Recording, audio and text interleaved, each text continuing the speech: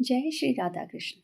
Friends, आज आंवला नवमी है, इसलिए आज की इस वीडियो में हम आंवला नवमी की कथा सुनेंगे।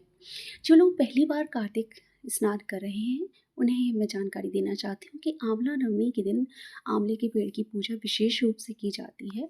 आंवले के पेड़ में कच्चा सूंड बांधा जाता है, साथ ही पानी और कच्चा दूध आप आंवले के पेड़ की जड़ में ज़रूर चढ़ाएं, आंवले की परिक्रमा करें और यदि संभव हो सके तो इस दिन आंवले का दीपदान ज़रूर करें। इस दिन बहुत सारी औरतें आंवले के पेड़ की 108 परिक्रमा लगाती हैं और जिस भी सामान से परिक्रमा लगाई जाती है उस सामान को दान कर दिया जाता है। तो इस तरह से आप परिक्रमा और दान दोनों का ही लाभ ले सकते हैं। आंवले के पेड़ को साक्षात विष्णु भगवान का ही स्वरूप माना जाता है, इसलिए भगवान विष्णु और माता महालक्ष्मी की प्रसन्नता के लिए आंवला के पेड़ की पूजा की जाती है। तो और यदि संभव हो आपके लिए तो ज़रूर कीजिएगा। परिक्रमा दर्शन जो भी आप करें उसका बहुत लाभ मिलता है। यदि कुछ भी संभव ना हो तो आंवले का दीपदान तो अवश्य करें।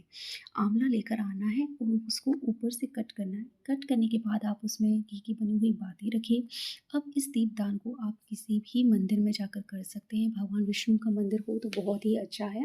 यदि ऐसा संभव ना हो तो आप तुलसी के गमले के पास, अपने घर के मंदिर में, बेलपत्र के पेड़ के पास या किसी भी तालाब या नदी के चौराहे पर आप कर सकते हैं।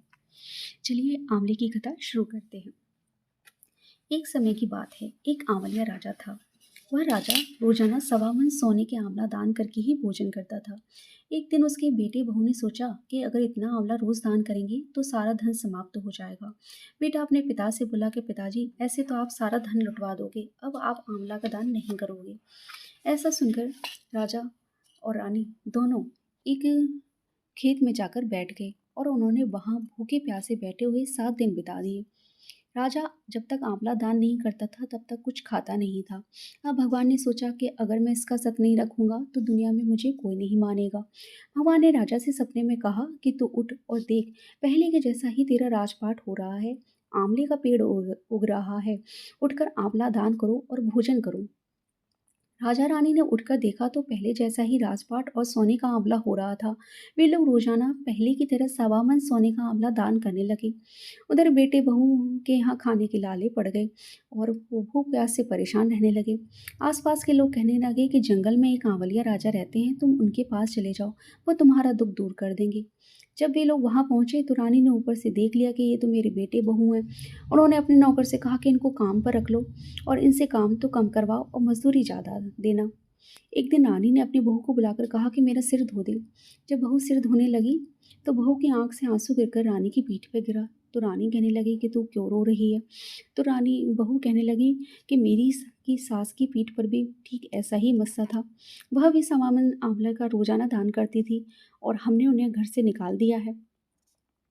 सास बोली कि हम ही तुम्हारे सास ससुर हैं, तुमने तो हमें निकाल दिया लेकिन भगवान ने हमारा सत रखा है। हे भगवान, जैसे राजा रानी का सत रखा वैसे सबका सत रखना। कहते सुनते हुंकारा भरते अपने सारे परिवार का रखना। बोलिए विष्णु भगवान की जय। फ्रेंड्स, आंवला नवमी के दिन पूजा करने के साथ साथ आंवला नवमी की कथा भी ज़रूर सुननी चाहिए।